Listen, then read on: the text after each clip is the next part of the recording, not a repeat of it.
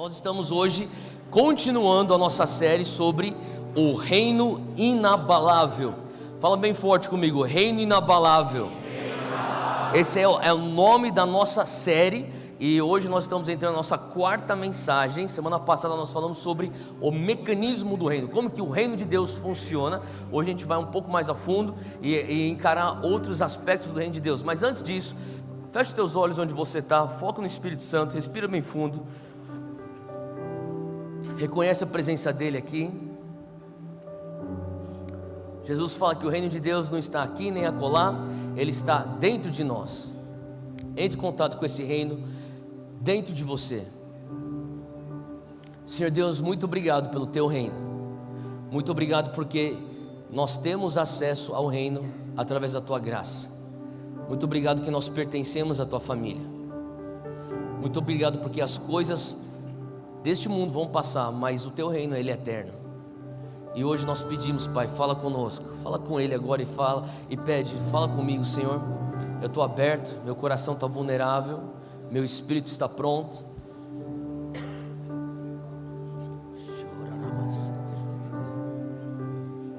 Comece a pedir, Deus, gera mais fome em mim. Nesse jejum a gente tem fome por comida, mas Pai, a gente quer ter fome pelas coisas do Espírito. Assim como eu tenho fome por comida enquanto a gente jejua, Pai, a gente quer ter fome pelas coisas do Espírito. Nos dá um apetite pelas coisas do reino. Às vezes nossos apetites são por coisas tão passageiras. A gente tem apetite por roupa, por carros, por viagens, por restaurantes, por eventos sociais. O Senhor está falando assim: hoje eu quero incutir em você um apetite espiritual, um apetite pelas coisas eternas, um apetite pelas coisas do reino. Pede para Ele pôr isso no teu coração hoje.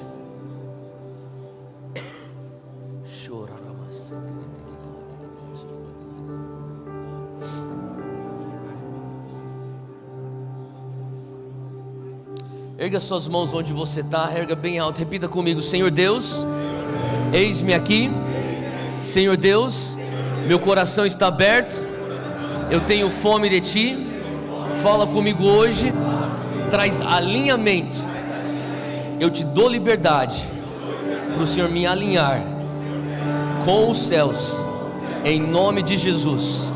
Amém, amém. Aplauda Jesus, glória a Deus.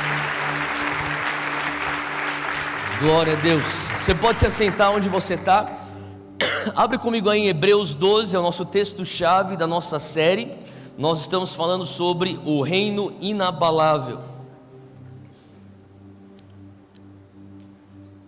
Hebreus 12, versículo 28, o autor de Hebreus, ele começa, na verdade ele já vem falando sobre a diferença da lei e da graça. E daí ele chega no final do capítulo, no versículo 28, que é um texto que a gente já tem repetido quase todas as semanas. Ele fala: portanto, já que estamos recebendo um reino inabalável, fala comigo, dentro de mim, eu carrego um reino inabalável. Então ele fala, antes no versículo 28, ele fala sobre as coisas criadas por homens são abaláveis. E nós estamos hoje experimentando os abalares de coisas que são criadas por homens. Você vê a economia, ela está sendo abalada. Você vê a nossa segurança pública, ela já vem sendo abalada há um bom tempo. Você vê a questão dos valores de ética e moral da sociedade, ela está sendo abalada. Existe um vácuo de liderança no nosso país. A liderança nacional está sendo abalada. Então ele está falando assim: olha, enquanto você carrega um reino inabalável dentro de você, ao teu redor você tem coisas que foram criadas por homens. Isso aí está no versículo 26. Ele fala assim: todas as coisas criadas por homens são abaláveis. Então quando você começa a experimentar os abalares ou as provocações do céu na terra, que é o que está acontecendo, você também tem a opção de ficar desesperado, ou você pode carregar esperança no teu coração. E a esperança é, glória a Deus, eu enxergo que aquilo que eu carrego não é abalável. Não quer dizer que eu não vou sentir as ramificações, as consequências de estar dentro de um mundo falido, porque todos nós estamos, porque é fruto da escolha que nós tomamos lá no jardim. Então não é porque Deus, o Senhor Jesus está quebrando nossa economia, não é, são escolhas que nós já tomamos lá atrás, que continuam repercutindo na natureza falha do homem, e continuam repercutindo até chegarmos onde nós estamos. Faz sentido? Então tudo que você vê de pobreza é uma consequência de atos que não se alinham com o céu. Faz sentido? Então Deus, não é da vontade de Deus você ser pobre, também não é um sinal da tua espiritualidade você que é rico. Mas com certeza a pobreza não veio do coração de Deus. Deus não incute câncer, Deus não incute pobreza. Isso são consequências do mundo falido em que nós vivemos. Enquanto nós estamos suscetíveis aos abalares desse mundo passageiro, fica mais contundente a verdade do mundo inabalável que carregamos internamente. É isso que o autor de Hebreus está falando. Então isso deveria causar esperança. Por que isso é importante? Porque todos nós aqui, como cristãos, eu digo da Monte Sião, porque é a igreja que nós pertencemos, e eu sou responsável pela liderança da igreja Monte Sião perante Deus, eu vou responder por isso. Então eu quero te alertar e eu quero te encorajar. Nós precisamos viver na tensão que esse reino proporciona. Quando você entende teologia do reino, você entende, eu tenho que viver nessa tensão. Qual tensão? Tensão entre duas coisas. Uma coisa que me puxa para falar, o reino de Deus, ele vem para a terra agora. É a oração de Jesus, a oração do Pai Nosso: venha a nós o teu reino, seja feita a tua vontade, assim na terra como nos céus. Então é a oração, o reino agora, essa tensão. Mas você tem um outro lado que diz: nós experimentaremos o reino em sua plenitude apenas em glória. Quando eu morrer e sair dessa terra, eu vou experimentar em plenitude o reino. Quando Jesus voltar em glória, todos nós com corpos glorificados, nós experimentaremos Jesus o reino de Deus em sua plenitude. Então você tem essa verdade, o reino de Deus ainda não está em sua plenitude, porque não chegou a segunda vinda de Cristo, e você tem essa verdade, dentro da nova aliança, eu tenho autoridade para trazer o reino dos céus aqui. Faz sentido? E você fica nessa tensão, e você tem que se policiar para se permanecer nessa tensão. E tudo que não é espiritual vai falar para você: ou você fica para cá, ou você fica para cá, mas a tua saúde, a tua segurança fica na tensão. Agora, o que significa se eu fico para cá?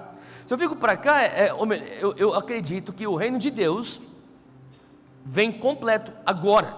Então, se eu vou invadir o nível da política, se a gente puser dentro do nosso Congresso Nacional deputados e senadores cheios do DNA do reino de Deus, eventualmente nós vamos pensar: o reino de Deus vai tomar conta de Brasília, e o governo, o cenário político brasileiro vai estar completamente 100% reino de Deus.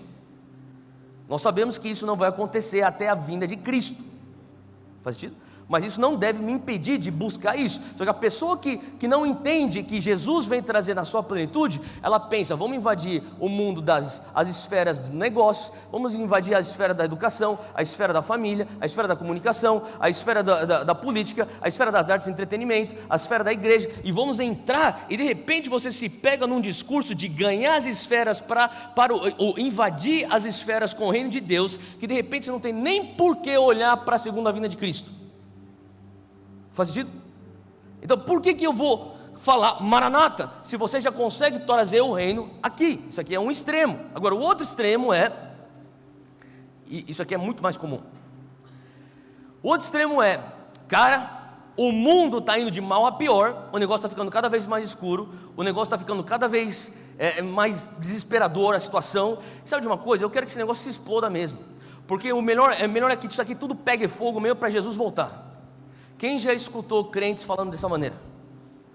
Tá. Se crentes estão falando dessa maneira, a pergunta que eu falo é: tudo bem, então o mundo vai de mal a pior, as coisas só vão piorar, vai ficar pior do que Sodoma e Gomorra, o negócio vai explodir, é melhor deixar o pau comer solto mesmo. Então deixa eu perguntar uma coisa: por que você estuda?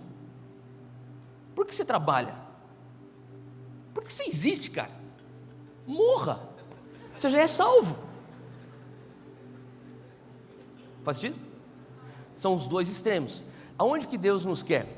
Ele quer você com o reino inabalável, passando, entendendo com esperança o que é o processo de ver coisas abaláveis sendo abaladas ao teu redor, e mesmo assim crendo que o reino pode invadir, e você continuar com Maranata no teu coração, porque daqui a pouco Jesus vem. Faz sentido? É nesse lugar que Deus te quer. Agora, como que é isso na prática? Na prática, vou te dar só um exemplo. Suponha que você tem um pai que está doente, que tem câncer. Câncer não vem de Deus. Deus não põe uma doença para te ensinar uma lição. Deus não desperdiça nenhuma situação negativa na tua vida, então você aprende lições através dessas situações. E é diferente, Deus enviar uma situação, ou Deus aproveitar e utilizar uma situação que o mundo falido te proporcionou. Faz sentido? Então, vamos supor que teu pai está com câncer, você crê que o reino de Deus pode invadir essa terra. No reino de Deus não tem câncer. Se o reino de Deus vem, ele invade essa situação, essa circunstância, quer dizer que câncer vai ser revertido para ser completamente erradicado e vai ter cura. Então eu creio na vitória, e eu creio e eu oro, e eu vou dar passos de fé, e eu todo dia eu vou ter fé pela cura do meu pai. Faz sentido? Agora, vai ter situações onde eu vou ver pessoas que são curadas de câncer, que nem nós já vimos algumas situações aqui na nossa igreja. Agora, também nós tivemos situações na nossa igreja que pessoas não foram curadas de câncer e faleceram.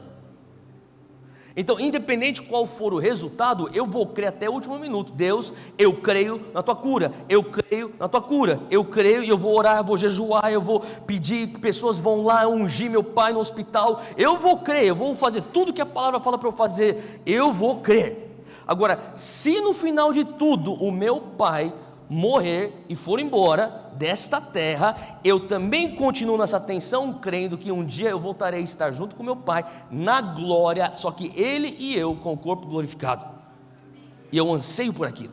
Faz sentido? Então é você saber lidar com tragédias, protegendo teu coração, entendendo que aquilo que é abalável não diminui a verdade do reino inabalável internamente. É isso que o autor de Hebreus está falando. Agora, se você começa a entender o que Jesus está fazendo no seu ministério público, tudo que ele falava, tudo que era central, era a mensagem do evangelho do reino de Deus. Jesus não teve nenhuma coisa que ele falou mais do que evangelho do reino de Deus. Estou trazendo aqui só uma recapitulação, um pano de fundo. Abre aí comigo em Mateus 4. Mateus 4, versículo 17.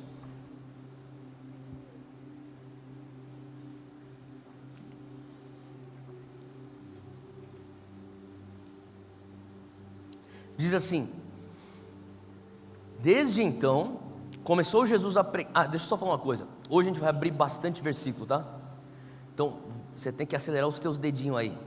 Seja digitando ou folheando, beleza? A gente vai tentar condensar o máximo que a gente consegue no tempo que a gente tem. Então vamos lá. Versículo 17. Desde então começou Jesus a pregar e a dizer: arrependei-vos, fala comigo, metanoia, porque é chegado o reino dos céus. Essa era mais ou menos a mensagem de Jesus. Ele falava: muda a maneira de você pensar, porque o reino dos céus chegou. Eu não estou vendo o reino dos céus, é porque você não mudou a maneira de você pensar. Cadê o reino dos céus? Eu não estou chegando nada, porque você ainda está com as lentes de preconceito, as lentes de rótulos religiosos. Tira isso aí, arrepende, muda, metanoia, renova tua mente, e você vai conseguir enxergar o reino dos céus. Pula para o versículo 23. E percorria Jesus toda a Galileia, ensinando nas suas sinagogas. Aonde que ele ensinava? Quem fica na sinagoga? Fala comigo, judeu. Então, os judeus estão dentro das sinagogas, tá? Então, os judeus conhecem bem a lei de Moisés. Os judeus conhecem bem as profecias do Antigo Testamento. Eles conhecem bem o que Isaías profetizou, o que Jeremias profetizou, Miqueias, Oséias, todos os profetas. E por que eu estou falando isso? Eu vou explicar. E pregando o evangelho do reino. Que evangelho que Jesus pregava? Do reino. Agora, o que é a palavra evangelho? Se você pegar na raiz, evangelho é o grego evangelios. Evangelios nada mais é do que boas notícias. Então, ele fazia o quê? Andava por toda a Galileia, ele entrava nas sinagogas, ele dava aula lá nas sinagogas, e ele também pregava ou fazia um anúncio público. Pregar é fazer um anúncio, uma proclamação pública. Ele proclamava publicamente as boas notícias. Agora, as boas notícias podem ser o quê? Pode ser N coisas. Ele falava, deixava claro, as boas notícias do reino de Deus. Para algumas pessoas, você pode estar recebendo uma boa notícia do teu chefe. Você pode estar recebendo uma boa notícia que a gente vai ter um bebê. Uma boa notícia que esse ano eu vou casar, seja o que for. Hoje eu estou tendo uma boa notícia que a gente vai continuar sendo líder do Campeonato Brasileiro. Você tem uma série de boas notícias. Ele fala assim: é a boas notícias do reino, é específica essas boas notícias. Ele curava todas as enfermidades e doenças entre o povo. Agora, pula comigo Marcos 1. Então, a gente acabou de cobrir aí rapidamente o ministério público de Jesus. Ele ensinava o reino, ele pregava, fazia pronunciamentos públicos acerca do reino, das boas notícias do reino, ele curava enfermo e ele libertava cativo. Agora, qual que era a mensagem de Jesus? Então, para não ser confundido com esses 4 atos do ministério público, a mensagem de Jesus, se estiver anotando, anota isso aqui. Eu já falei sobre isso semana passada, mas eu estou repetindo só para a gente recapitular. Ele diz assim no versículo 14: depois que João foi entregue à prisão, João Batista, que foi o precursor, aquele que abriu o caminho para Jesus, que anunciava a vinda de Jesus, ele sai de cena, ele é preso, e daí veio Jesus para a Galileia, pregando o evangelho do quê? Pregando o evangelho do quê? Do reino. Que tipo de notícia boa que Jesus dava? Era o reino de Deus, era essa notícia boa que Jesus dava. Ele não dava qualquer outro tipo de notícia boa, a não ser se fosse a notícia do reino de Deus. Ele estava focado, Jesus fazia isso. E ele dizia 4 coisas que compõem a mensagem de Jesus. A primeira coisa que compõe a mensagem de Jesus é o que ele está falando: o tempo está cumprido. E por que eu falei que é importante que você entenda que ele está na sinagoga? Porque ele está falando com pessoas que são da fé judaica, que conhecem bem a lei e os profetas. Então os profetas falavam sobre uma promessa. Fala comigo, promessa. Depois da promessa vem o cumprimento. Fala, cumprimento. Então Jesus fala assim: eu sou o cumprimento. Essa era a mensagem de Jesus. E é isso que ofendia as pessoas, porque ele chegava na casa dos caras, na sinagoga, e falava assim: aí, vocês acabaram de ler Isaías, né? Sou eu, ele está falando de mim. Os caras ficavam loucos da vida com Jesus. Ele chegava e falava assim: o tempo está cumprido, eu sou o cumprimento de tudo que vocês estudaram a vida inteira, do que teu avô estudou, teu bisavô estudou. Sabe o que vocês estavam estudando? Eu aqui. Eles falaram: você está maluco, cara? Segunda coisa que ele falava: o reino está chegado, ou o reino está aqui. Porque se ele é o cumprimento das profecias, qual que era a profecia? O Messias que traria o reino. Então ele já vinha com a segunda parte: eu sou o cumprimento e eu trago o reino. Os caras: cadê o reino? Não estou vendo nenhum reino. A única coisa que eu vejo é um centurião lá fora, os guardas romanos lá fora, e a gente pagando tributo para César. Cadê o reino? Ele falou assim: arrependei-vos. Você não está enxergando nada, você tem que mudar a tua cabeça, você tem que mudar a maneira de você enxergar. Você nunca vai enxergar o reino da maneira que você está vendo aí com tuas lentes religiosas. Eles ficavam ofendidos. Você quer ter parte no reino? Como? Creia. Olha só, versículo 15. A mensagem de Jesus são esses 4 pontos: o tempo está cumprido, o reino de Deus está próximo, arrependei-vos e crede nessas notícias que eu estou te dando. Só tenha fé. Então, como é que você faz parte do reino? Primeiro ponto, Jesus já nos deu isso. Primeiro ponto é: o tempo está cumprido, que significa que Jesus é o cumprimento das profecias. Ele é o Messias, ele é o caminho, a verdade e a vida. Segundo ponto, o reino de Deus está aqui. Eu não enxergo ele, você não vai enxergar, porque ele é um reino espiritual, ele não é um reino natural. Portanto, você se torna cidadão de um lar que não é esse lar terreno. Então eu tenho que crer que eu não sou desse mundo. Número 3, eu tenho que me arrepender, eu tenho que mudar minha maneira de pensar, eu tenho que tirar meus rótulos, eu tenho que entender que eu não chegarei para esse reino e ser parte desse reino, não serei parte desse reino através das minhas boas obras. Por mais que eu seja tão bom quanto Madre Teresa, isso não será suficiente. E como que eu faço para entrar? Simplesmente creia. Faz sentido? É o Evangelho, são as boas novas. Então essa é a mensagem central de Jesus. Então, se você começa a entender, abre comigo Mateus 13, e já vai direto para Mateus 13. Você começa a entender que Jesus, tudo que ele fazia era sobre o reino de Deus. Eu estou nesse processo junto com a igreja, nós como igreja estamos nesse jejum de 40 dias. Eu falei já isso nos outros cultos, eu quero falar para você, independente de que tipo de jejum, é importante que você esteja fazendo jejum. Tem alguns que estão encarando esse jejum na água, os caras são faca na caveira, glória a Deus por vocês. Tem gente que está encarando isso só nos líquidos. Tem gente que está fazendo só jejum de Daniel, tem gente que está fazendo intermitente, seja o que for, faça um tipo de jejum, entre nisso aí com a gente, porque Deus vai trazer romperes. E nesse processo de jejum, uma das coisas que eu tenho feito com os caras que eu tenho discipulado assim diretamente, especificamente, eu lancei um desafio de nós lermos o Novo Testamento em 40 dias. Então a gente dividiu o Novo Testamento em 40 dias, a gente está fazendo essa leitura. É mais ou menos, e não é difícil, na verdade, se você se disciplinar, você consegue fazer isso, é bem fácil. São mais ou menos de 6 a 7 capítulos por dia. Vai te levar uns 30, 40 minutos por dia de leitura. Você senta, você foca e você consegue matar isso aí. Você faz o Novo Testamento inteiro em 40 dias. Agora, fazia tempo que eu não fazia isso. E uma das coisas que hoje a gente já está no final de Atos, a leitura de hoje é mais para final de Atos. E uma das coisas que eu vi, a gente já passou por Mateus, Marcos, Lucas e João. Uma das coisas que eu vi, lendo os 4 evangelhos, é que tem um padrão que chega a um ponto, você tem que ler 7 capítulos por dia, então você está indo, você vai um atrás do outro, e você começa a ver o padrão de Jesus. O padrão de Jesus, Mateus, Marcos, Lucas especificamente, mais esses três evangelhos. Você vê, Jesus fazia uma coisa que era, ele se levantava, ele pregava acerca do reino de Deus.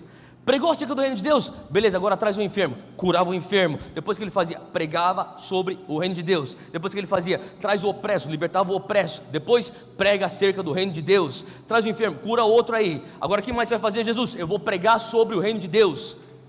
Cara, era isso. Reino de Deus, cura alguém. Reino de Deus, liberta alguém. Reino de Deus, cura alguém. Reino de Deus, chega, tá bom, Jesus, eu saquei, é reino de Deus. E chega um ponto que você vê esse padrão tão forte, que você começa a questionar: Deus, se eu penso que eu conheço Jesus, mas não conheço o reino de Deus, será que eu realmente conheço Jesus? Faz sentido?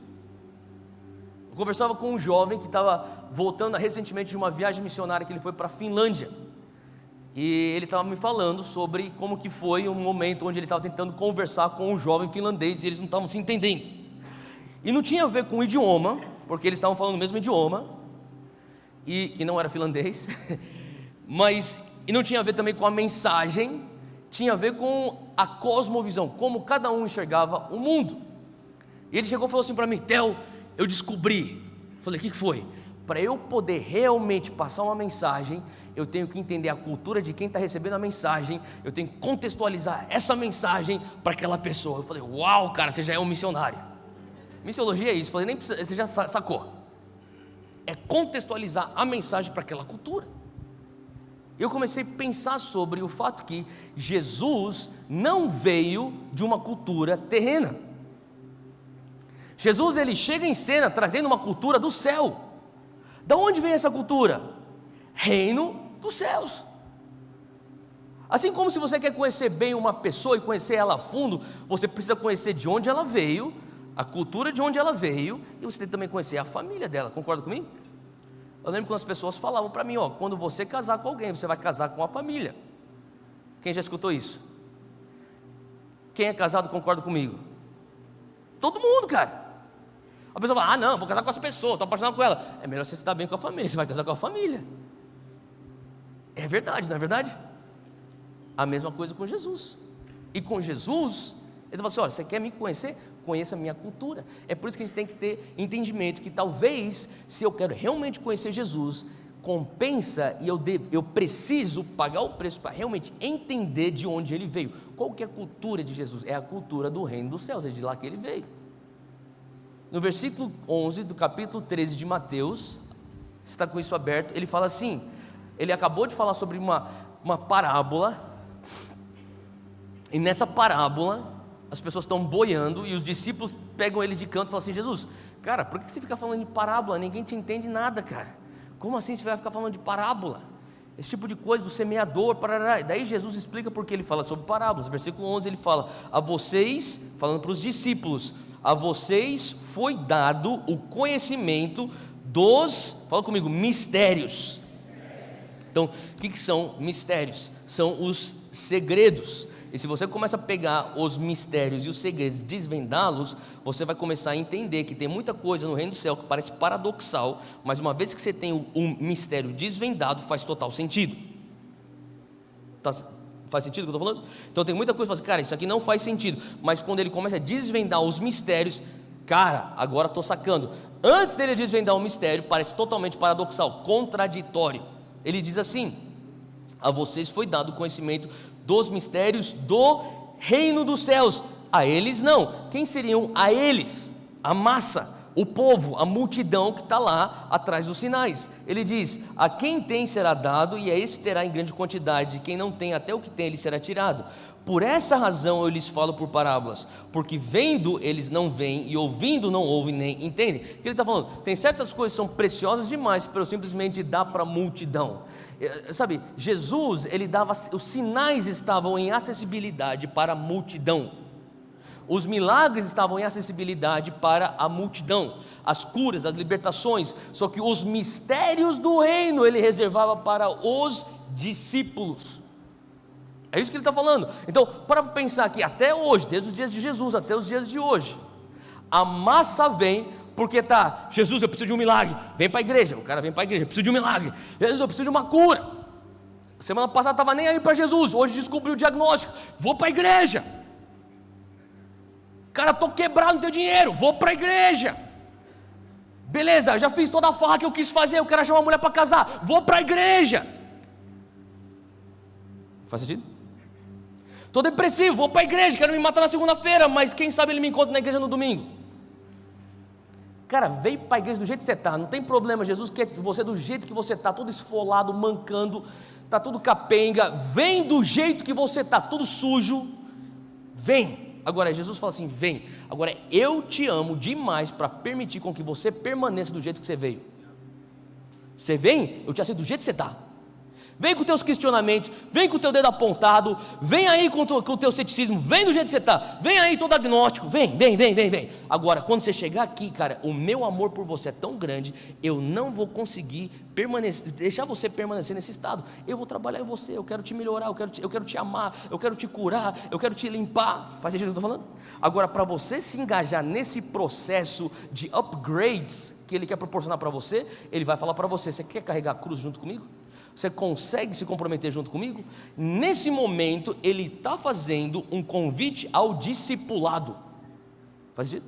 Então, para os discípulos eles falam: olha, para aquele povo eu estou ajudando a massa, eu estou ajudando o povo, eu estou dando sinais, curas, libertações, multiplicação de pão. O que mais vocês precisam? Vamos multiplicar peixe também. O que mais precisa? Transformar água em vinho. Vamos lá, vamos embora. Agora, para vocês já largaram suas redes, vocês já deram as costas para os seus pais, para os seus próprios negócios, vocês simplesmente me seguiram. Então, por conta desse compromisso que eu sei que vocês têm comigo, eis aqui os mistérios do reino de Deus. Faz sentido? Ele desvenda os segredos para aqueles que são comprometidos com ele. E os discípulos eram. Então ele começa a trazer os mistérios, ele começa a desvendar por que a gente enxerga esse negócio tão paradoxal. E a mensagem de hoje, na verdade, se você está notando, o título da mensagem é Os Paradoxos do Reino. Eu quero falar sobre 2 pontos hoje. É rapidinho, na verdade são 2 pontos, não quero garantir que vai ser rápido, mas são 2 pontos, melhor do que 3. Vamos lá. Os paradoxos do reino. Qual que é o primeiro paradoxo do reino?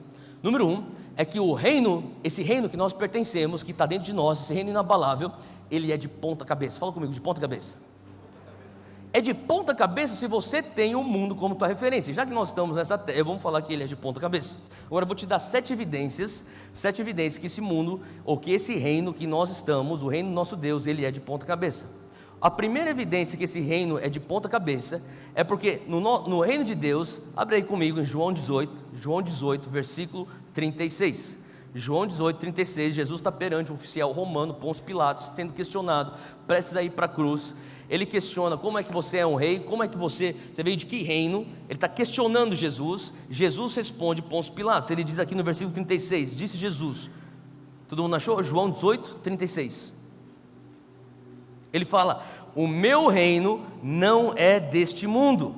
Se fosse, os meus servos lutariam para impedir que os judeus me prendessem. Mas agora o meu reino não é daqui.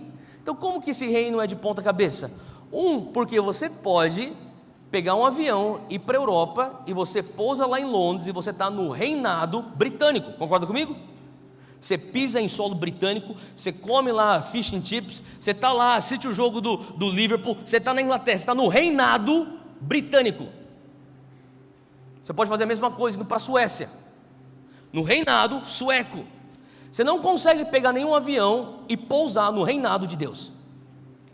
Não existe nesse globo terrestre. um lugar que você pousa e fala assim, agora chegamos no reinado de Deus. Não existe, porque esse reino não é deste mundo, ele é espiritual, ele não é natural. Pôncio Pilatos talvez pensando, será que isso aqui é uma ameaça contra o Império Romano? Que reino que é que você está falando? Você é rei de que reino? Ele fala, fica tranquilo, não é uma ameaça para o teu reino, esse teu império terreno chamado Império Romano. O meu reino não é deste mundo. Se fosse, eu já teria soldados aqui me tirando das cadeias que os judeus me puseram. Você lembra do jardim de Getsêmani? Jesus é traído por Judas com um beijo. Judas sai da escuridão, beija Jesus. Daí entra, então os soldados começam a chegar. O que Pedro faz? Ele pega uma espada e o que ele faz? Pedro sendo Pedro, corta a orelha do maluco. Quem que ele era? Malco, não o atacante do Corinthians, é Malco lá da Bíblia. Jesus pega a orelha de Malco e bota de volta em Malco, ele cura ele. Ele fala para Pedro, o que você está fazendo? Você acha que se eu não pedisse para Deus, Ele já enviaria anjos para me tirar daqui? Você lembra disso? Agora é interessante que Jesus fala, você acha que se eu não pedisse, meu pai não desse ordem, viriam anjos, miríades, na verdade no texto diz, anjos que tirariam eu daqui? O que significa? Ele já tinha dentro dos seus discípulos conversado, o meu reino não é deste mundo. Tanto é que ele não fala aqui sobre um exército humano, ele fala sobre anjos. Faz sentido? Então, o que faz o nosso reino estar de ponta cabeça? O fato que o nosso reino não é espiritual, ou melhor, não é natural, ele é espiritual. Essa é a evidência número 1. Número 2, que é a evidência que nosso reino está de ponta cabeça, é que Filipenses 2, versículo 5, Paulo explica a atitude de Cristo. E se você estiver anotando, essa segunda evidência é que o nosso rei é o servo de todos. Em qualquer outro reinado, o rei, ele é servido. No nosso reinado, no nosso reino, onde nós pertencemos, o reino de Deus, o nosso rei é quem nos serve. Ele é o servo de todos. Filipenses 2, versículo 5. De sorte que haja em vocês o mesmo ou a mesma atitude que também teve em Cristo, que sendo em forma de Deus, não teve por usurpação ser igual a Deus. Versículo 7, ele negou-se a si mesmo, tomando a forma de quê? Do quê? Fala comigo, servo. Fazendo-se semelhante aos homens, e achado na forma do quê? Fala comigo, homem. Humilhou-se a si mesmo, sendo obediente até a morte, e morte de cruz. Então, escuta aqui, Jesus, antes dele vir se tornar homem, ele já toma a atitude de servo. Faz sentido? Porque ele fala, eu vou servir a humanidade, ele fala, como que eu consigo servir a humanidade? O único meio é através da encarnação, então eu me encarno. Então quer dizer, o que motivou Jesus a se tornar homem? É o fato que ele abraçou ser servo. Se ele não se tornou homem porque ele não tinha mais nada o que fazer da vida. Hoje o que você quer fazer? Eu quero ser homem. Não, ele falou, eu quero servir. Qual que é a maneira que eu posso servir? Para você servir, você vai ter que se tornar homem. Então, Jesus, antes de ser homem, ele já era servo. Continua, versículo 9. Pelo que também, acompanha comigo aí, versículo 9, Deus o exaltou. Fala comigo, exaltou. É a vontade de Deus exaltar Jesus. Foi a vontade de Deus exaltar Jesus. Se você está com Jesus nos lugares celestiais, é a vontade de Deus te exaltar. O exaltou soberanamente e lhe deu um nome que é sobre todo nome, para que ao nome de Jesus se dobre todo o joelho dos que estão nos céus e na terra e debaixo da terra, e toda língua confesse que Jesus Cristo é o Senhor, para a glória de Deus Pai. Então, entenda uma coisa, o que Deus quis fazer, e isso aqui também é uma evidência que nós estamos num mundo de ponta cabeça, porque nessa terra, para você ser exaltado, você vai para cima, pisando em cima de todo mundo e deixando os outros para baixo, você vai subindo. É a maneira como você é exaltado nesse mundo. No reino de Deus, a maneira para você ser exaltado é você ir para baixo. Faz sentido? Tanto é que, entenda uma coisa, o intuito de Deus não é, eu quero ver o meu filho sendo humilhado, se tornando homem. Não. O intuito de Deus é dar para Jesus um nome sobre todos os nomes. Para que ele viesse ter o nome sobre todos os nomes, ele falou assim, no nosso reino, a maneira de você subir é para baixo. Então, é o seguinte, seja servo, seja homem, seja fiel, obediente, até a morte cruz e pum, agora eu vou te exaltar com o nome sobre todos os nomes, porque afinal de contas, o que eu sempre quiser é isso. Faz sentido? Então, qual que é a terceira evidência que o nosso reino está de ponta cabeça, é que no reino de Deus, fala comigo, no reino de Deus, eu sou exaltado quando eu estou me humilhando. Essa é a maneira que Jesus falava. Você quer ser o primeiro? Seja o servo de todos. Você lembra disso? Mateus 18, abre aí comigo, Mateus 18, versículo 3, ele fala assim, Mateus 18, versículo 3,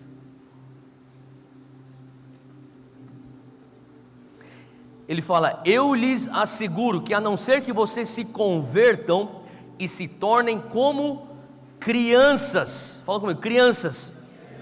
Então, ele fala assim, se você não se torna que nem uma criança, você jamais entrará no reino dos céus. Portanto, quem se faz humilde como esta criança é o maior do reino dos céus. Ele quer que você seja o maior do reino dos céus. Ele quer que você seja exaltado. Ele quer que você seja o primeiro. E por isso ele fala: faça da maneira do reino. Como que a gente chega para ser grande no reino? Deus fala: faz que nem meu filho. O que teu filho fez, Deus? O meu filho se tornou servo, se tornou homem, foi obediente à morte de cruz por você, para que depois ele tivesse o nome sobre todos os outros nomes. É dessa maneira. E o próprio Jesus ensina os seus discípulos falando: não faça como os fariseus. Os fariseus, eles oprimem pessoas para subir. Você não, você vai servir pessoas. E quando você serve, você vai ser exaltado e promovido, e ser você o primeiro, quando você é o último, e você põe todo mundo na tua frente. O intuito, o objetivo final é que nós fôssemos os primeiros, os maiores. Ele falou assim: para isso, seja o servo de todos. Para isso, pegue o caminho que te leva para baixo. Seja humilde, como uma criança. Como que a criança é humilde? A criança é humilde pelo fato que ela simplesmente crê. Quantos aqui tem filhos pequenos? Você é pai de filhos pequenos? Levanta a mão, você tem alguns pais de filhos pequenos? Tá bom. Então, são muito menos nesse culto, porque está tarde. E nos outros tem bastante pais de filhos pequenos. Mas quantos aqui já fizeram aquela brincadeira que você põe teu filho no lugar alto e fala assim: pula? Alguém já viu alguém fazer isso? O meu filho, eu não preciso nem terminar a palavra pula, ele já vai de cabeça.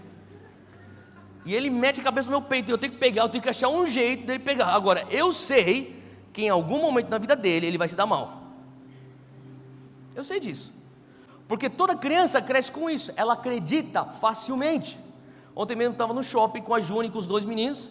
Eu estou olhando, pagando aqui um negócio no caixa. De repente a mulher começa: moço, teu filho! Eu: cadê meu filho? Cadê meu filho? De repente estou vendo o Zé saindo correndo. E ele está correndo para a escada rolante descendo, assim, tipo, eu saí correndo e peguei ele na hora. Por que ele saiu correndo para a escada rolante? Porque para ele a escada rolante é um amiguinho. Eu peguei ele e falei: o que você está fazendo? Ele apontou: escada. Falei: eu sei, a escada, você vai catar e se matar, você vai só ir rolando aí embaixo, vai quebrar tua cabeça, que nem teu irmão. E daí ele ficou me olhando: escada. Agora, quando você é uma criança, você acredita. Não é verdade? Você não precisa convencer uma criança a acreditar, ela simplesmente acredita. Quando você voltar, eu vou te dar um pirulito. Ela vai pensar: quando eu voltar, eu vou ganhar um pirulito, sim ou não? E é melhor você dar isso para a criança. Agora, obviamente, a criança começa a entender que no mundo ela vai ser frustrada. Começa com um pirulito que depois, não deu para comprar o pirulito. Ela começa a entender, às vezes as pessoas prometem coisas e nem sempre é verdade. E a criança vai crescendo na vida escutando isso. Que nem quando você escuta alguém falando assim: olha, tamo junto. E daí na hora que você precisa dessa pessoa, ela não está lá. Não é verdade? Não, me liga amanhã que eu te passo o contrato, a gente assina. Você liga para o cara amanhã, o cara não atende, o cara sumiu. Até que a morte não separe, não chegou nem perto da morte, o cara já vazou de você. A vida te ensina a ser cético. Concorda comigo? Jesus está falando: você quer ter parte no reino? Você tem que crer que nem uma criança. A humildade de criança é uma humildade que se joga para todas as palavras de Cristo. Ela não questiona: será? Mas você falou que a gente está junto, mas o que quer dizer estamos juntos? Mas eu vou te ligar, você vai atender? Será que, e se eu... Não, ela simplesmente crê. Ela, antes de Jesus terminar, falar: pula aqui no... E o cara já está no ar. Você quer ter o reino? Você tem que ter essa atitude. É isso que Jesus fala. Agora, no reino não. Ou melhor, na terra não. Na terra o pessoal fala: é melhor você ser esperto, cara. É melhor você ser malandro. Fica esperto. O mundo é dos espertos. Você não escutou isso? O reino que nós servimos está de ponta cabeça. Se você quer ser exaltado, você tem que servir. Número 4, uma coisa interessante desse reino é que Jesus, ele entendia tão bem o reino de Deus, que eu fiquei pensando, por que Jesus tantas vezes curava as pessoas e mandava elas ficarem quietas e não contar para ninguém? Você já parou para pensar nisso? Eu estava conversando com um jovem que eu conheci desde pequeno, cresceu aqui na igreja, hoje está com 15 anos de idade, lá no Campus Morumbi. Estava lá, falou, oi, aí, comecei a trocar uma ideia com ele, e aí, quantos anos você está? Eu estou com 15, você está fazendo o quê? Estou estudando no colégio. Ah, você vai se formar quando? Ah, tal ano. Você vai prestar o quê no vestibular? Não tenho a mínima noção. Você quer fazer que tipo de faculdade? Não tenho a mínima noção. Ô, meu, você quer fazer o que da vida? Ser famoso. Falei, o quê? Eu quero ser famoso. Pô, que da hora, cara, o que você vai fazer para ser famoso? Theo, eu já estou com o meu canal no YouTube, tá bombando, Theo. Falei, que da hora, o que você põe lá no teu canal de YouTube? Já sou famoso no YouTube, cara. Falei, o que você faz? Aí, então, você soube daquela bomba que explodiu no meio do cinema do Jardim Sul? Falei, fui eu filmei tudo. Falei, então você faz essas coisas para ser famoso? Daí eu comecei a sacar, quem tem filhos abaixo de 20 anos de idade? Levanta a mão. Tá. Você pode concordar comigo, que eles passam muito mais tempo no YouTube que na televisão. Porque hoje as celebridades estão no YouTube, não estão na televisão. Então eu lembro que eu estava no shopping recentemente, de repente apareceu uma mulher, uma menina, e de repente começou uma muvuca, tipo 40, 50 adolescentes lá, tira foto. O que é essa pessoa? Daí uma mulher falou assim, é uma blogueira famosa. Daí uma outra mulher falou assim, famosa nada, nem conheço ela. Não conhece porque na tua cabeça a gente famosa está na novela da Globo ou está jogando na seleção brasileira. Mas hoje os famosos não estão mais nesses lugares, eles estão na internet, concorda comigo? Então hoje o veículo de fama é diferente. Esse cara está falando assim, cara, eu vou ser famoso. E nem outro dia eu entrei no condomínio, tinha um maluco correndo pelado. Não, de verdade, pelado assim, no corredor, na calçada assim, um adolescente. E daí tinha vários, 3, 4 adolescentes com a câmera assim, filmando. Falei, o que está acontecendo aqui? Deus aqui, deve ser um canal de YouTube. Porque eles querem ser famosos. O objetivo é ser famoso. Agora, não é só dessa geração, essa ânsia, essa coisa desvairada de querer ser famoso. Obviamente, isso aí é um clamor de uma geração que fala, eu quero ser reconhecido. Alguém me conhece, alguém me vê, alguém me enxerga, eu estou aqui, não me esqueçam. Quero ter significância. Tudo bem, esse clamor está na humanidade, independente de qual geração passou pela história da humanidade, sempre teve esse clamor. Agora, na época de Jesus também tinha a questão da fama, só que o veículo era outro, não tinha internet, não tinha YouTube. E quando Jesus começou a sacar o que estava acontecendo, ele falou, opa, a minha fama pode na verdade impedir com que eu cumpra o meu chamado. Para pensar, ele começa a curar as pessoas do jeito que ele curava, ele começava a libertar as pessoas do jeito que ele libertava. Cara, para ele começar, ou para nem ele querendo, espontaneamente, o povo levantar um movimento popular messiânico em prol de Jesus, era assim. De repente aquele movimento seria justamente o movimento que impediria com que ele subisse na cruz. Ele fala, eu não posso arcar com isso, eu preciso cumprir o meu chamado, eu tenho que ser obediente e fiel até a morte e morte de cruz. Se essa popularidade vai me custar o propósito, cala a boca, não fala para ninguém que eu te curei. Eu vou te libertar, só que você está proibido de falar para ninguém. Você fica quietinho, vai lá, se apresenta no templo e você dá graças a Deus, oferece seu sacrifício de gratidão e morre esse assunto. Não fala para ninguém que fui eu. Eu estou te curando, mas quieto. Ele começa a monitorar a sua popularidade, para que a sua popularidade não venha fazer com que ele não cumpra o seu propósito. Agora, o mundo nunca vai falar isso para você. O mundo em que nós vivemos fala assim, cara, quanto mais popular melhor, usa a tua fama, capitaliza nisso, seja guiado por oportunidades. Não seja guiado por propósito, seja guiado por oportunidades. O meu propósito é ir para a direção A, mas abriu uma porta gigantesca na direção B. Eu sou guiado por oportunidades, eu vou abraçar a porta gigantesca na opção B. Jesus, não, eu não quero saber qual for a porta glamourosa, se ela não me levar para a cruz, fica quieto, cala a boca, sai da frente, eu tenho que chegar na cruz. Esse é o reino que nós estamos. Faz sentido? Agora, uma outra evidência que nós vivemos no mundo, que está de ponta cabeça, é que todos, fala comigo, todos no reino são reis. Então, normalmente um reino é feito de um rei e diversos súditos. Nesse reino, todos são reis. Apocalipse 1, versículo 5. Apocalipse 1, versículo 5 diz: aquele que nos ama e em seu sangue nos lavou dos nossos pecados e nos fez, versículo 6, reis e sacerdotes para Deus e seu Pai. A Ele glória e poder para todo o sempre. Amém. Vira para quem está do teu lado e fala assim: você é realeza. Amém?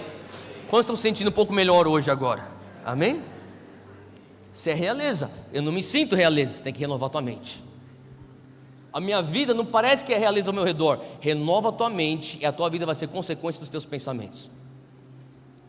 Número 6, sexta evidência de que nós vivemos no mundo de ponta cabeça, é que no reino de Deus, quanto mais você dá, mais você tem. Quanto mais você dá, mais você tem. Olha só, Efésios 5, versículo 18. Efésios 5, versículo 18. Paulo fala sobre como ser cheio do Espírito Santo. As pessoas falam: eu quero mais unção, eu quero poder estar mais cheio do Espírito Santo. Eu vou falar para você, o segredo, e não é só nas finanças não, porque isso dá certo nas finanças, obviamente. Tem pessoas que abusam disso por seus próprios interesses, e não é o que eu estou falando isso. Estou falando agora sobre você aplicar esse princípio do reino, até também na maneira de você estar cheio do Espírito Santo. Você quer estar cheio da unção do Espírito Santo? Comece a orar para todo mundo que está perto de você.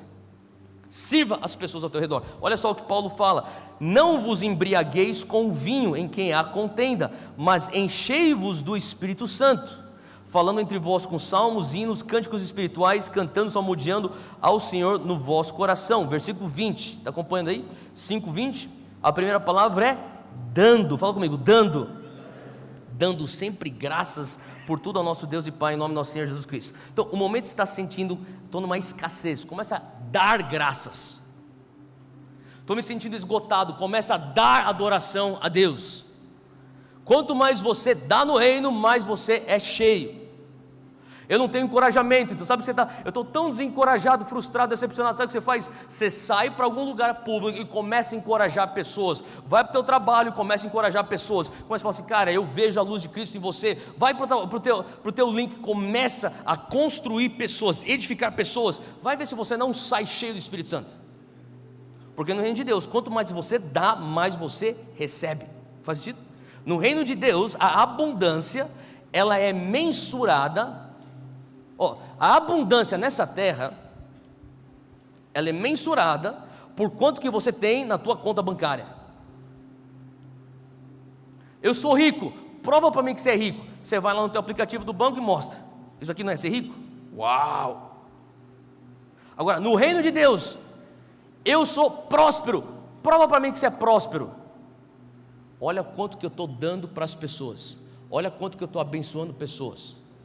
Faz sentido? No reino de Deus, o teu enchimento do Espírito Santo, nós crentes, evangélicos, pentecostais, carismáticos, avivados, cheios do Espírito Santo, do fogo, nos orgulhamos quando nós falamos: nós somos cheios do Espírito Santo. Você é cheio do Espírito Santo, tá bom? Você é tão cheio do Espírito Santo, como é que a gente mensura se você está realmente cheio do Espírito Santo? Como que é mensurável o enchimento do Espírito Santo na tua vida?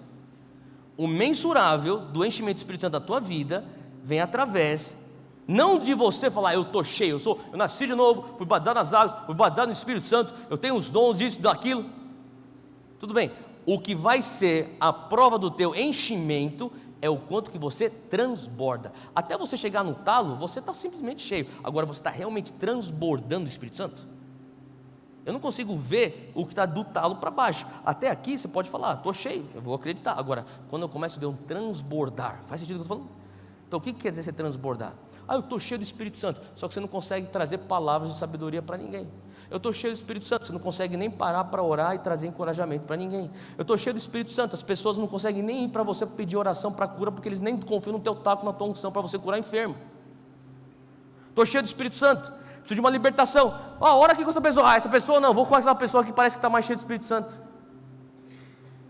Faz sentido o que eu estou falando? Então, se você está cheio do Espírito Santo, o quanto que está transbordando do Espírito Santo em amor, em perdão, em libertação, em cura, faz sentido o que eu estou falando? Em palavras proféticas, em palavras de conhecimento, do sobrenatural tocando vidas. Esse é o mensurável que você está cheio do Espírito Santo. Isso é no reino de ponta cabeça.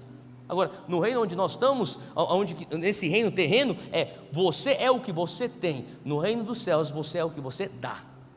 Quantas pessoas você está tocando? Quantas pessoas você está tocando? Agora, finalmente, capítulo 28 de Mateus, versículo 18.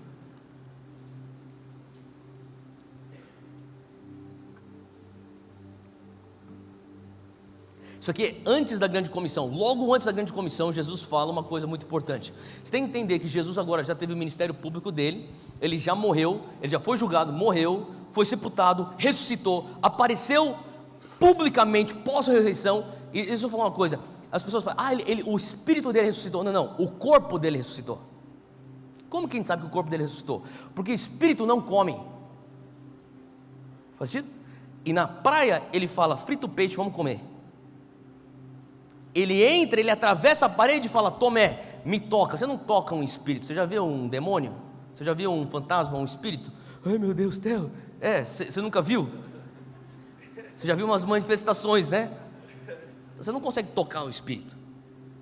Você só toca o corpo físico. Ele fala, Tomé, toca. Senta aqui. E ele comeu. Ele com os caras de Emaús, você lembra disso? Ele pega o pão e ele parte. Que espírito parte um pão? Ele ressuscitou corporealmente. O corpo dele ressuscitou. Então quando ele ressuscitou, ele está prestes para ascender aos céus.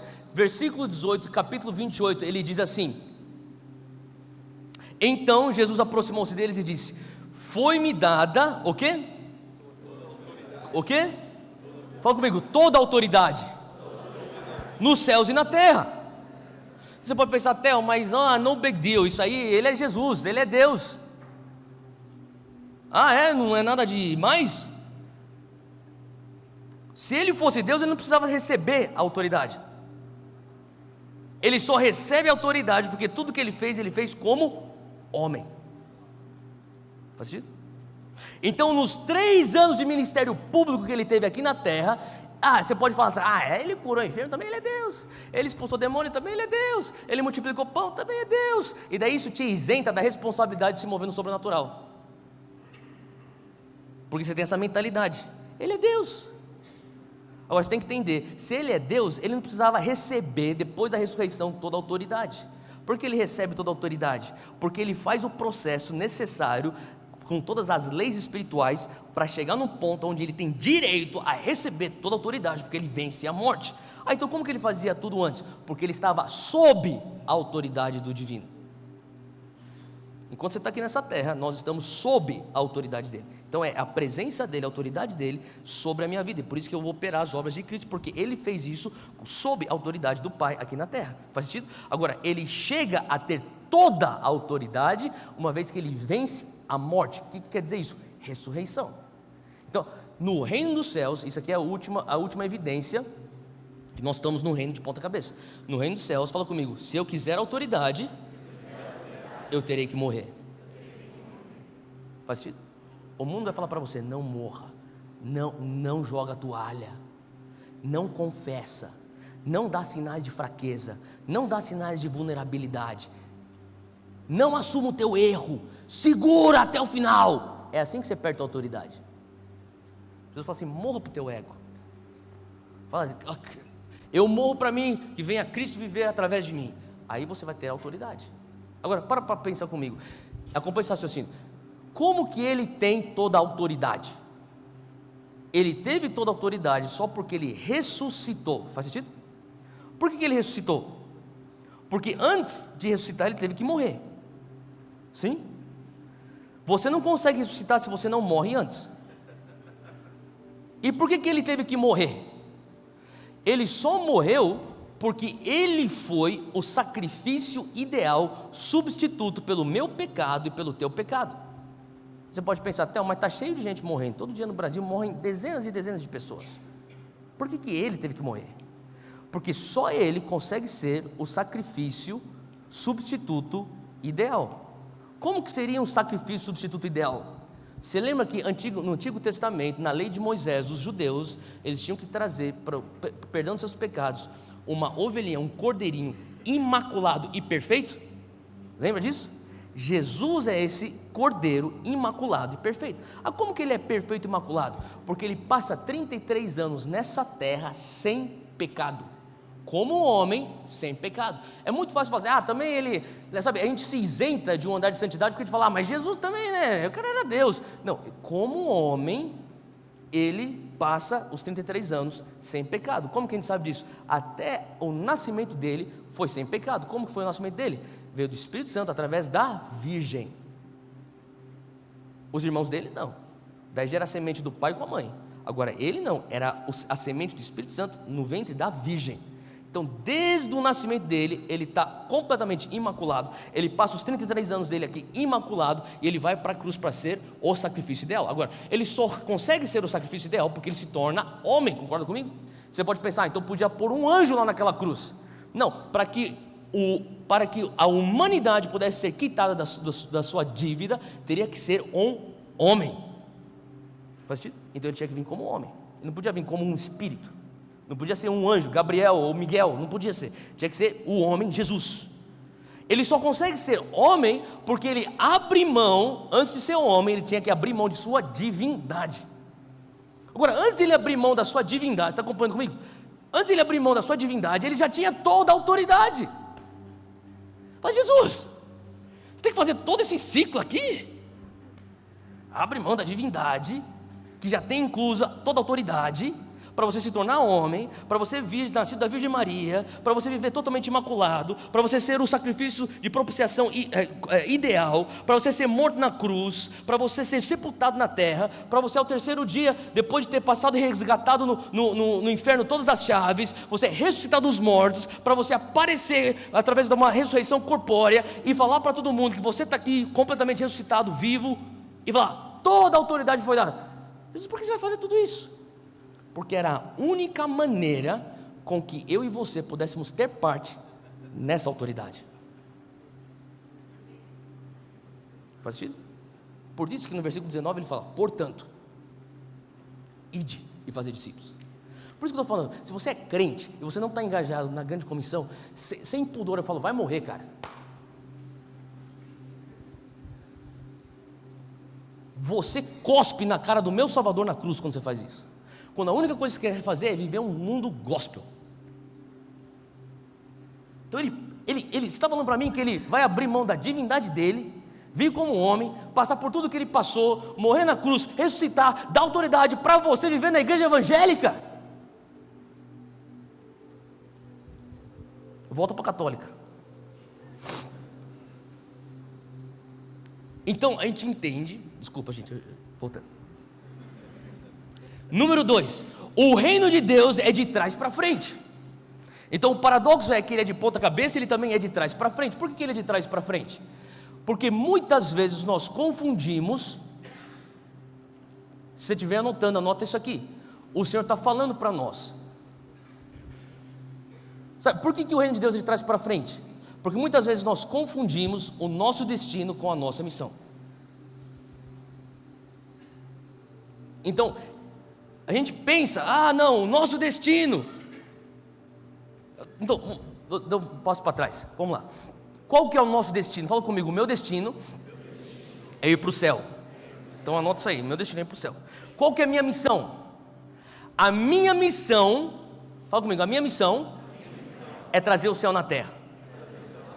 Então quando você confunde o teu destino com a tua missão, você faz a tua missão chegar no céu. Cheguei no céu, cheguei no céu. Sabe o que faz? Esse é um problema, porque a gente está falando sobre um evangelho de trás para frente, porque a gente está começando a pregar um evangelho errado. A gente não está pregando o evangelho do reino. Faz sentido? Tudo que Jesus fez publicamente foi pregar o evangelho do reino. Você não escuta ele pregando qualquer outro tipo de evangelho. Ele nunca pregou o evangelho da igreja evangélica. Jesus nunca chegou a pregar o evangelho. E eu vou fazer algumas afirmações aqui, eu sei que vai cutucar alguns nervos religiosos, só que segura comigo até o final, estou quase terminando. Nós temos reduzido o evangelho do reino. Nós, como igreja evangélica, temos 60 milhões de evangélicos no Brasil, com pouca efetividade, porque temos reduzido o reino de Deus. Temos reduzido o reino de Deus a Calvário, cruz e sangue de Jesus. Eu sei que isso está cutucando alguns nervos religiosos. E para mim, quando o Senhor começou a falar comigo, eu fiquei um pouco tipo, essa é heresia, aí Deus. Quantos sabem que o Espírito Santo conhece bem a Bíblia?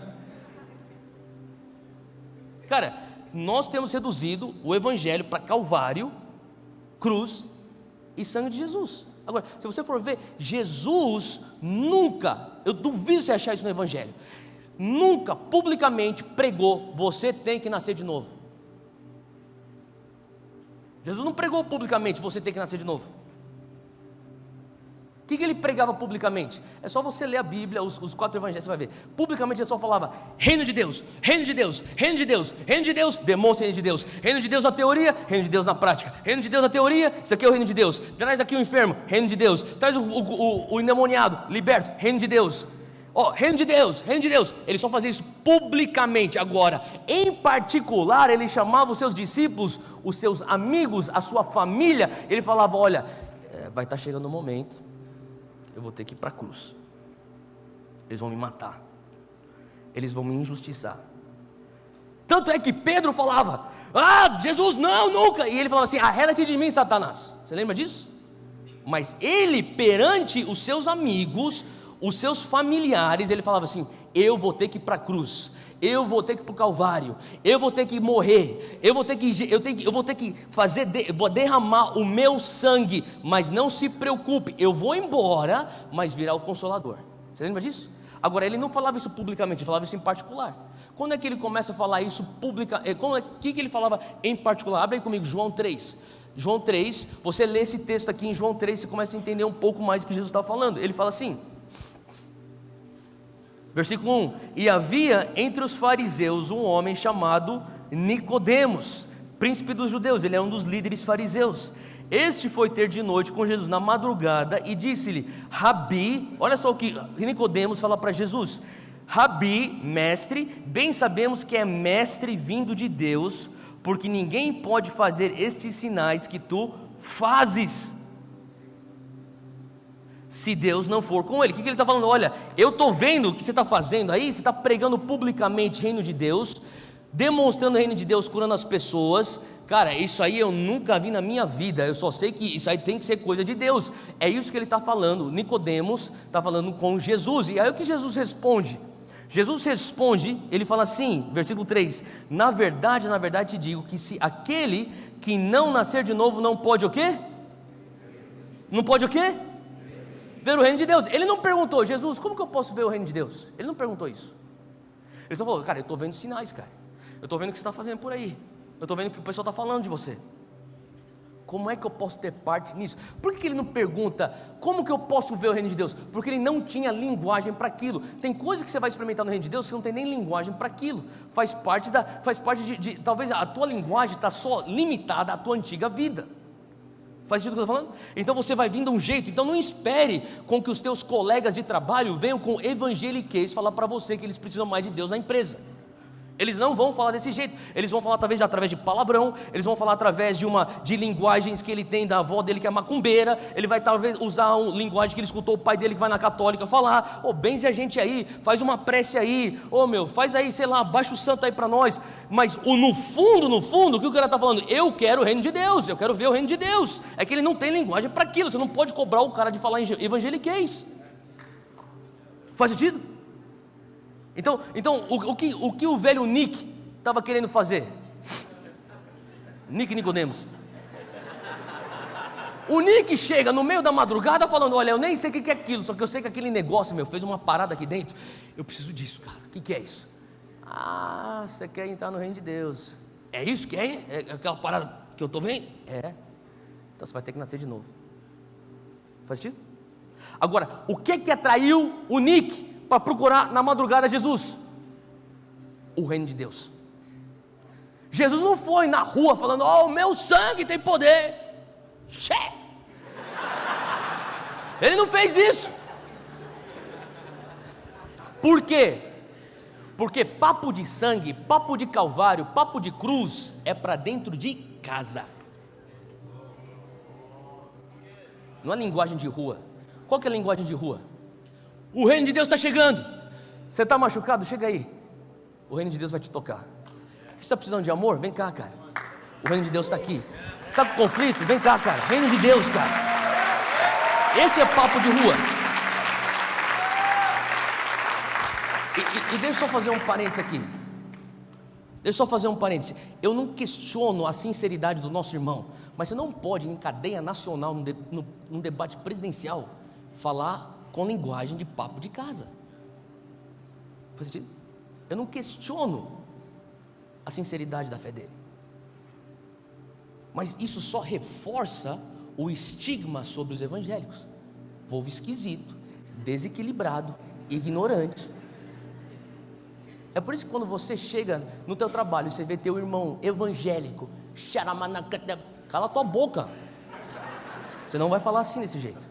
Aqui está na rua, na tua célula, na tua igreja, lá no teu repleplé, na tua vigília, seja o que for, no teu retiro, no teu encontro, você faz se você quiser, só que aqui você não pode fazer isso. Aqui a gente tem que ter sabedoria para se portar. Se Jesus teve sabedoria, por que nós vamos ser isentos de sabedoria?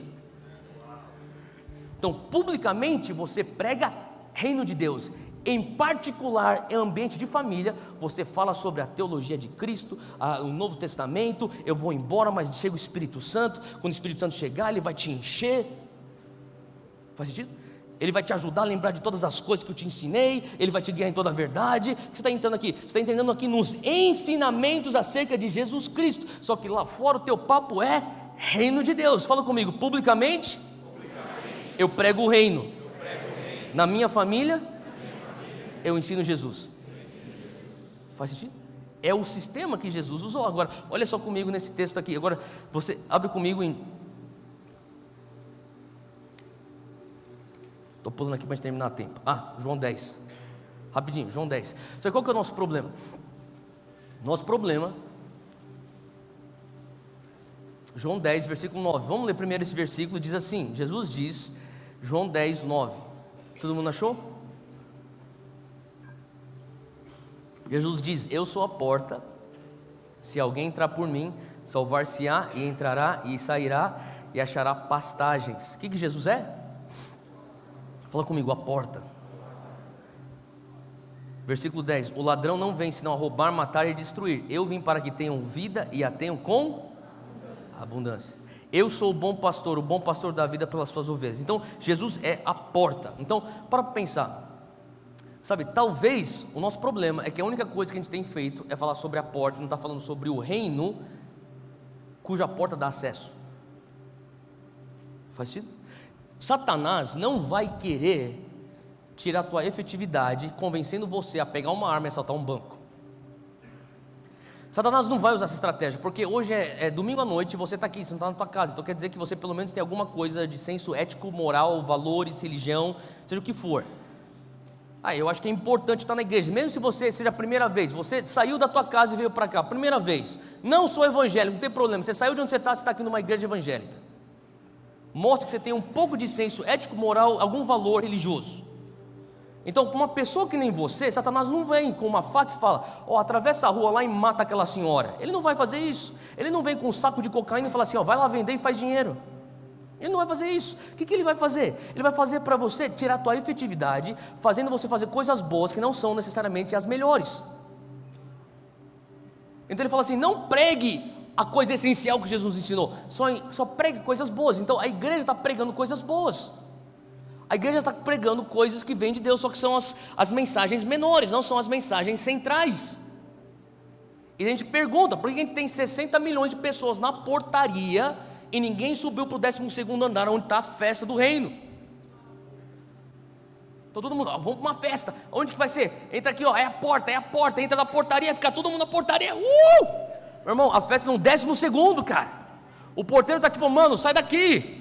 Vocês são 60 milhões, meu Deus do céu, cara, sai daqui, pega o elevador e sobe. Faz sentido? É a situação que nós estamos. Então imagina você, eu sei que é uma coisa bem aleatória que eu vou compartilhar, mas de uma maneira totalmente aleatória. Eu tinha um sonho de ter restaurante. Eu tinha um sonho, eu queria ter um restaurante. Eu queria ter um restaurante que é tipo de carnes assim. E eu sei que no céu vai ter muita carne. Eu não sei o que vai acontecer com as vacas lá, mas Deus vai ver um jeito de ter carne. E se você não acredita nisso, você é um vegetariano triste. Mas no céu vai ter bastante salada para você também. Não tem problema. Lá você vai ser feliz. Hoje você está miserável, mas lá você vai estar contente. Mas eu sempre quis ter um restaurante. Então eu ficava imaginando, quando eu trabalhava de garçom na faculdade, eu também estudava, fazia esse bico de garçom. Eu ficava olhando e falava assim, cara, quando eu tiver meu restaurante, eu vou mudar isso, eu vou fazer isso, eu vou fazer aquilo. Eu tinha até bolado o meu esquema de marketing, de como eu faria o marketing. Agora imagina, você então tem uma pessoa que vem junto com você, ou você tem um investimento, você vai bancar para ter o melhor restaurante de carnes do mundo. Então você fez um investimento, agora o negócio tipo, é a melhor carne do mundo. Você quer que pessoas venham ter parte e participar e comer da tua carne, do teu restaurante. Então o que você vai fazer? Você vai ter que fazer o marketing para as pessoas virem, sim ou não? Tá. Então Jesus veio para a terra, ele fez o marketing do reino. O que era o marketing do reino? Ele pregava. O que é pregar? É anúncio público, proclamação pública. Ei, o reino de Deus! O reino de Deus chegou! Agora imagina se você tem um restaurante, e é um baita restaurante que eu acabei de falar, e você vai fazer o marketing que nem Jesus. Jesus falava sobre o reino de Deus, só que você chega lá e fala assim: ei, estou com um restaurante muito bom, é a melhor carne do mundo. Galera, chega aí. E a multidão chega. Deixa eu falar uma coisa, estou com um restaurante, é o melhor restaurante do mundo, melhor carne do mundo. Mas deixa eu falar uma coisa, a porta, incrível. Uma porta que eu botei lá na frente do restaurante, gigantesca essa porta. Cara, a porta ela é de madeira maciça. A porta ela é maravilhosa. A porta tem uma maçaneta de ouro. A porta, cara, ela também, se você quiser, ela tem até sensor. A porta tem ar-condicionado. A porta, ela é incrível. Os umbrais da porta são extremamente elegantes. Que tipo de marketing no restaurante é esse? Faz sentido? A gente só fala da porta. Só fala da porta. A própria porta falando, pelo amor de Deus, cara, passa. Entra. Agora, pense na tua casa sendo o reino de Deus, tá? Como que você faz para entrar na tua casa? Você entra pela porta, pelo menos eu espero que sim, certo? Então imagina, você entrou pela porta para dentro da tua casa, que nessa ilustração é o reino de Deus, e na tua sala tem Jesus, e Jesus fala assim para você: ei, seja bem-vindo ao meu reino. Daí ele fala assim para você: estenda a sua mão. Você estende a mão, ele tira o molho de chaves. Mateus 16, versículo 19. E sobre essa rocha edificarei minha igreja, e as portas do inferno não prevalecerão contra ela, e eu te dou as chaves do... Não são as chaves para o reino, são as chaves do reino. E tudo que você ligar no céu será desligado na terra, tudo que você desligar no céu será desligado na terra. Ele entrega para você. Agora, você está dentro do reino? Tá. Você acabou de receber o quê? Chaves. É o que Jesus falou: o inimigo vem para... Eu sou a porta. O inimigo vem para matar, roubar e destruir. Eu venho trazer o quê? Vida e abundância. Você está na sala, você já tem vida. Você quer ter vida e abundância? Usa o molho de chave. Como que eu vou ter abundância? Jesus fala para você: isso aqui é tudo meu reino. Você vai encontrar cômodos trancados ao redor desse reino. Você está com o molho de chaves, vai lá e destranca. Aí você pega o teu molho de chave, você vai para a primeira porta, está escrito saúde física. Você acha chato. Para alguns demora um pouco mais, mas eventualmente você e você entra para ter parte no reino de Deus, da abundância da saúde física. Aí você vai, sai do corredor, vai para outra porta, está escrito saúde emocional. Você entra, você tem parte na saúde emocional. Está tudo dentro da vida, dentro do reino. Você tem acesso, já passou pela porta. Só que você está experimentando abundância através das chaves e dos mistérios do reino. Faz sentido? Então eu creio que o que Deus está querendo fazer para nós é nos voltar os olhos para a mensagem que é central, para retomarmos a eficiência do reino de Deus. E eu termino com esse último versículo, Atos 28, abre aí comigo.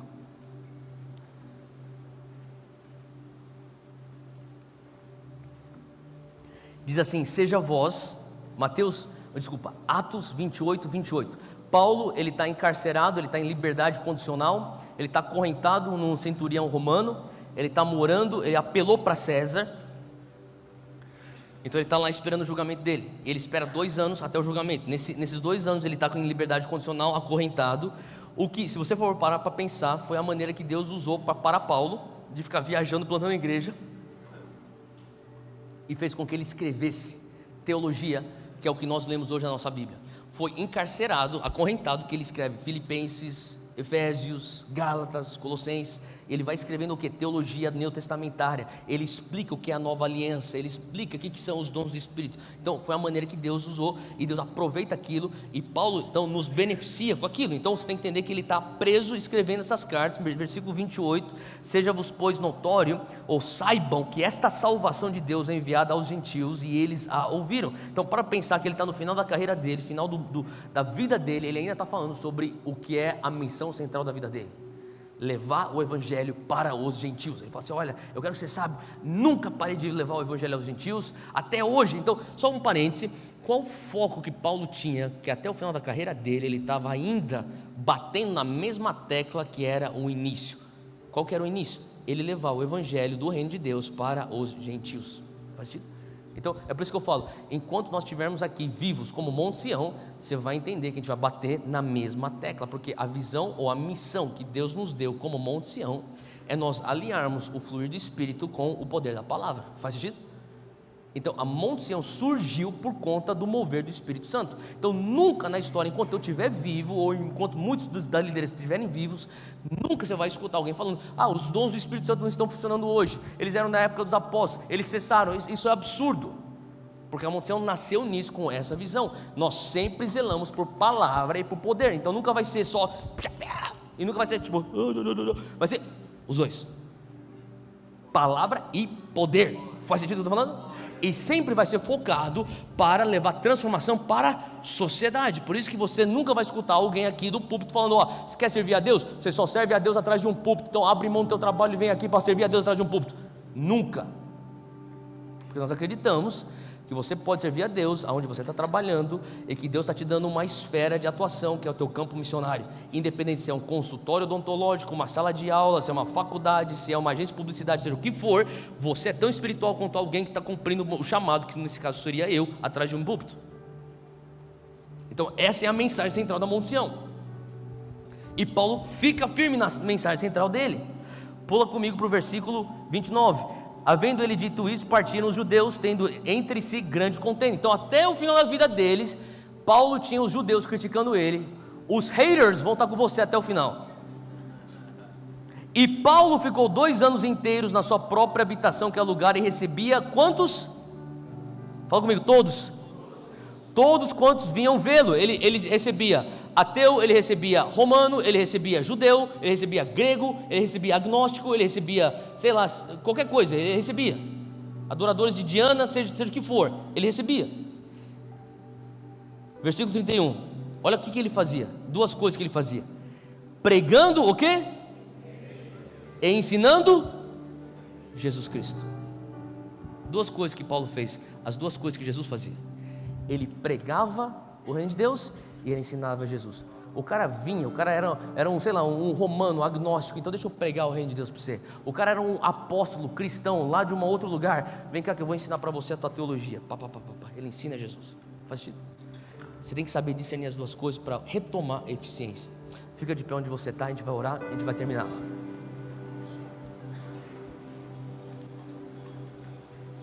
Feche os teus olhos onde você está. No final, se você precisar de oração, a equipe vai estar aqui pronta para ministrar. Se você precisa de qualquer tipo de oração, onde você está, feche os teus olhos e concorda comigo. Senhor Deus, muito obrigado.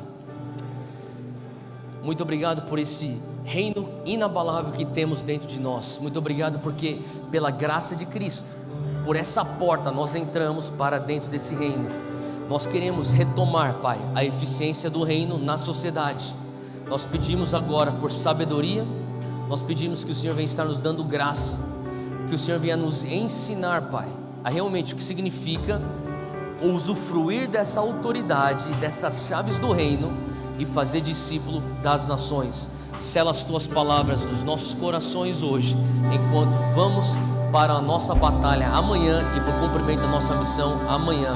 Que Deus te abençoe, que Deus te guarde e que a paz de Cristo seja sobre você. Deus te abençoe.